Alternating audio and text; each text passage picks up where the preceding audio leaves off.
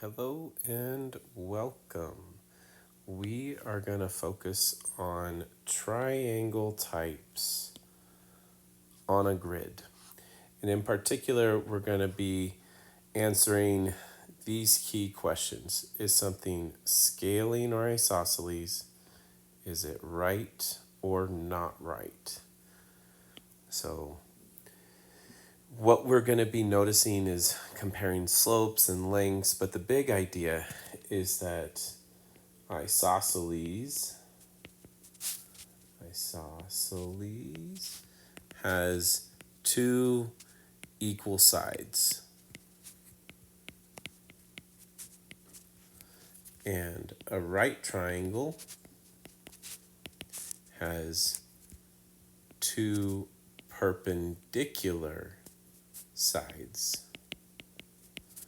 So what we're looking for are there any pairs, is there any places where we have a pair of sides that are equal, a pair of sides that are perpendicular? We can use slopes and we can use lengths to make those comparisons. And the answer is just yes or no to each of those things. And if it's no equal sides, well, then we're scaling instead of isosceles. And if there's no perpendicular sides, then we're not right. So it's like you're either isosceles or scaling, right or not right. All right, let's start by graphing our three dots here. So we have our first three dots we have are at 7, -1. So I go out to 7 and down to -1. I have R is at 5, 6. So I went out 5 on the x-axis and 6 on the y-axis. And then S is at 0, 3. So we have an S here, a Q here, and an R up at the top. Okay, so we're going to draw lines between each of these three locations.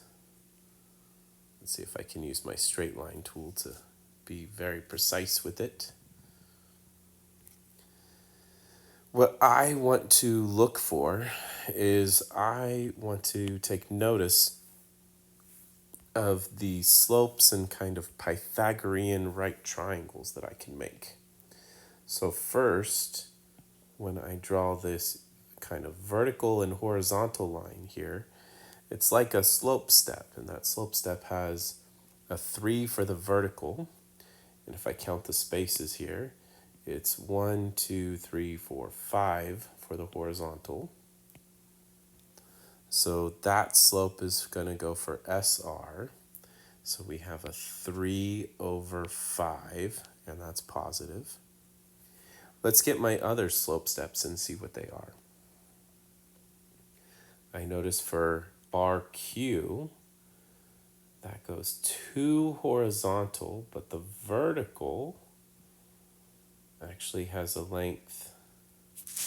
Let's kind of take that back and draw it a little bit straighter. So we have 2 for the horizontal and a vertical that goes up to, let's see, 6.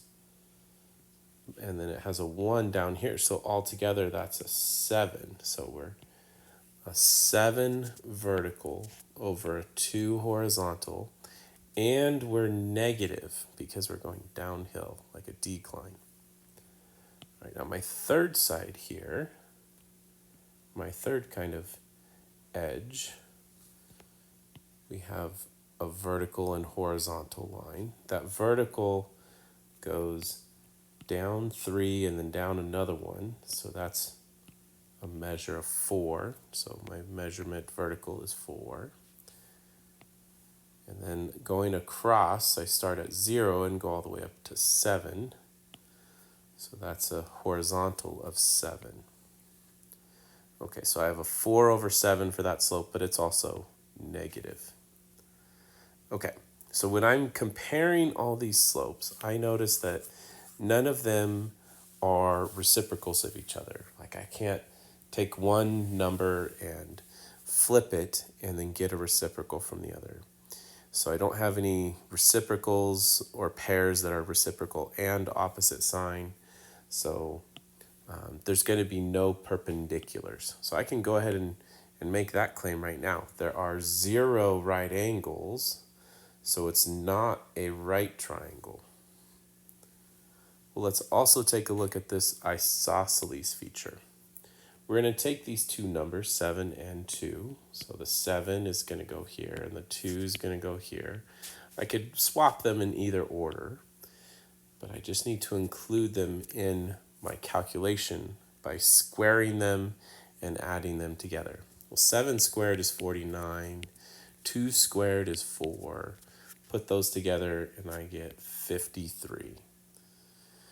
Similarly, I need a 3 squared and a 5 squared. Well, that's a 9 and a 25. Put those together and I get 34.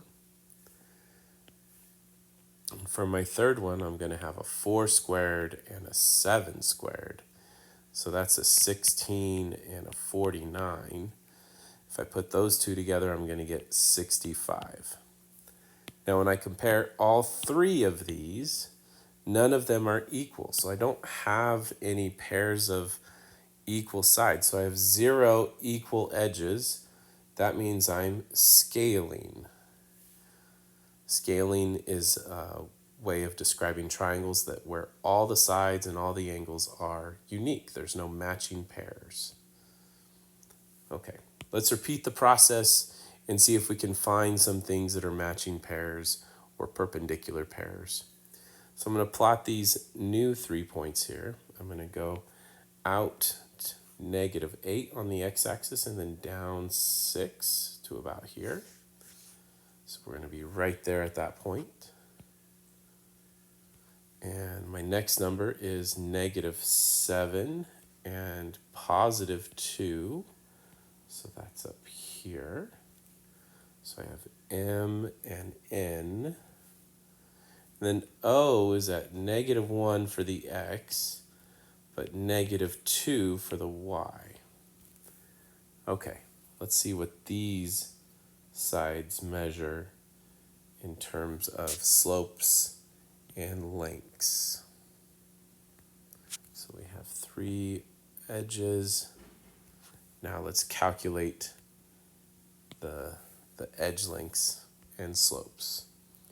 So for MN, our first one, I have a vertical line here that goes, it starts down at -6 and it goes all the way up to +2.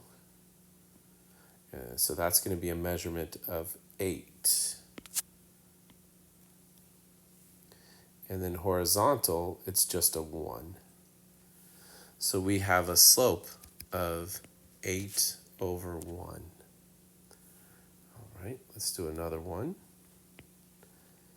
Now we'll do NO, which will take us to this next segment. So NO, we're going to the right, and it looks like we start at 7, and we go all the way to 1 in the negative side, so that's a distance of 6. And then vertically, we have a distance of 4. So my slope there would be a 4/6 and negative. I could write that as a 2 and 3, but I'm going to leave it as the 4 and 6, so it helps me calculate the total distance. All right, let's finish with our final side here. We have a vertical line that's 3 and a horizontal line that goes from -1 to -8, so that's 7. Let's see what that's going to give us. That's going to be, oh, it's not a vertical of 3, it's actually a vertical of 4. So we have a slope of 4/7. Okay, so as we put these together, I noticed that there's no fraction pairs that would make perpendicular slopes. If I was looking for something perpendicular to 8/1, it would be 1/8 and negative. If I was looking for something perpendicular to -4/6, it'd be 6 over 4 and positive, or something equal to that, like 3 over 2. And 4 over 7, I would have needed a number that said 7 over 4 and negative. But I don't have any pairs that meet those conditions. So we are 0 right angles again. We are not a right triangle. Okay. Now for the length, let's start with the 8 squared and 1 squared. That's a 64 and a 1, so that would add up to 65. And for 4 squared and 6 squared, that would be a 16 and a 36. And so 10 and 30 is 40, and 6 and 6 is 12. So that would be 40 and 12, or 52. And then our last numbers here, we have a 4 and a 7 for side OM. And 4 squared is 16, 7 squared is 49. And what do you know, when you add those together, you get 65. Well, this is interesting. So we see here that we have a matching pair with 65 square root and 65 inside a square root again. So we have 2 equal edges. That means we are isosceles. Let's mark on the picture which edges are equal as well. So that would be MN. So I'll put a couple of double marks on MN. And OM, so over here. So I just need to put some matching marks to signify that those 2 edges are in fact equal length. Okay, we got 2 more. We're already halfway, but we're just repeating this process, investigating each time. Are these equal length edges? Are they perpendicular? Let's see what we come up with. Okay, J is at -4, 0. So there's going to be a point there. K is at -5 on the X and 4 on the Y. So that'll be a point here. And then the final point is at 3 and 6, all the way up there. So I'm going to connect these to form a triangle.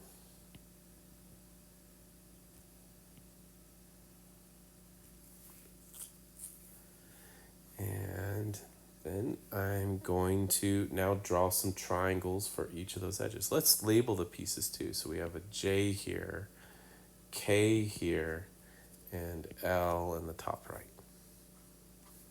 For the first one, for JK, I have a vertical measurement of 4 and a horizontal measurement of 1. So that would be 4 over 1, and it would be negative. Let's look at KL. K goes up 2, so there's a vertical measurement of 2, and then a horizontal measurement that counts 5 on the left, 3 on the right, so total that's 8. So we would have 2 over 8. Now this is interesting because these seem to form a right angle here. And if I look at the numbers, I think, okay, 4 and 1, 2 and 8, I don't see any matching numbers, but as a fraction, they do have some matching to them. In fact, this slope, 2 over 8, could be simplified to 1 over 4. So it could still be 1 over 4 and still be the same slope. We're going to keep the 2 and 8 there for something else in a moment, but those 2 are perpendicular, so we do have a right angle, because -4 over 1 versus 2 over 8, those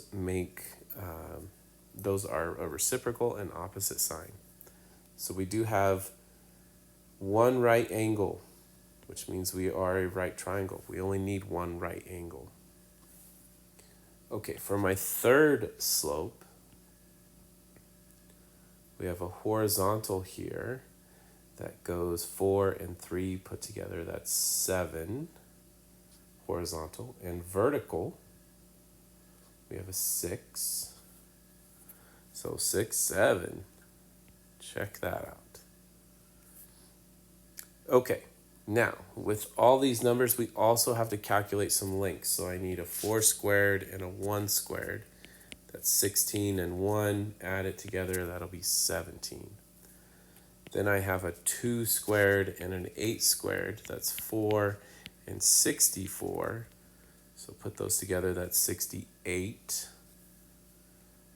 And then finally we have a 6 squared and a 7 squared. That's 36, 49, or 70 plus 15, which is 85. Okay, so I don't have any matching lengths. None of these pair up to make it an isosceles triangle. So we have 0 matching or 0 equal edges. That makes our category scaling. Okay, we have one last one here. Let's see what happens with it. So A is at -7, +3. So the x is -7. We go left 7 and then up 3 for A. For B, we're at 0, 2. That's on the axis right there. And then for C, we're at -1, -5, way down here. So let's start connecting these.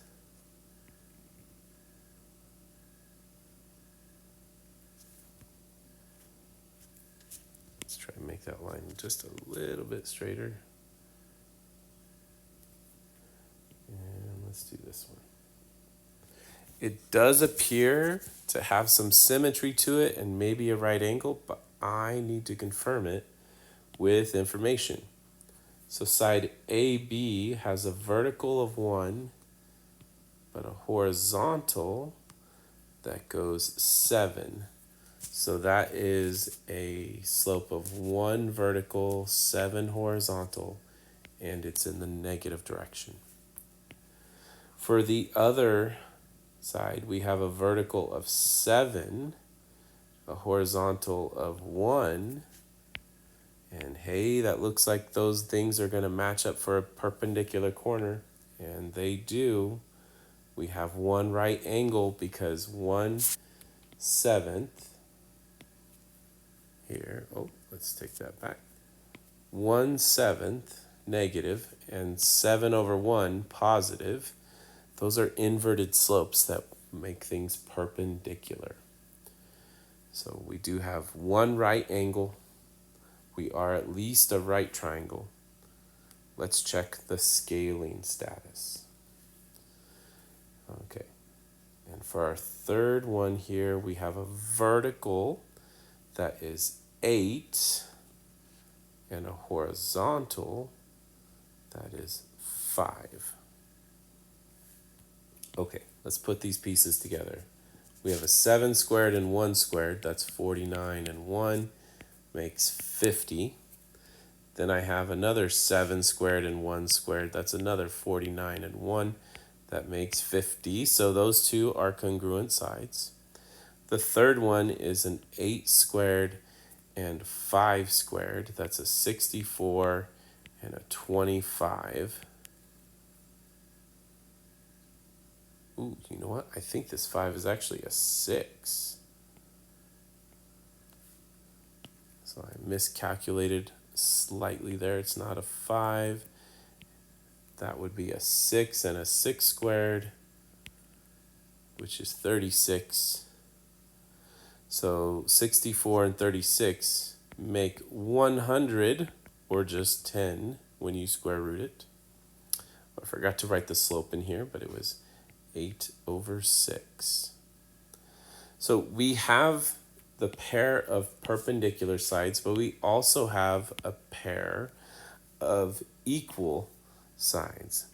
So those two sides are equal. So we have 2 equal edges. That means we're going to be isosceles. All All right, we had a lot going on here, but this is kind of an exploration of some different categories of these triangles. But we're looking at slopes, you want to summarize that, and we're looking at lengths using Pythagorean theorem. And then we're making conclusive statements. Are they scaling or isosceles? Are they right or not right? Go ahead and add that summary here. Thank you, and go back and check if you want to see the video again.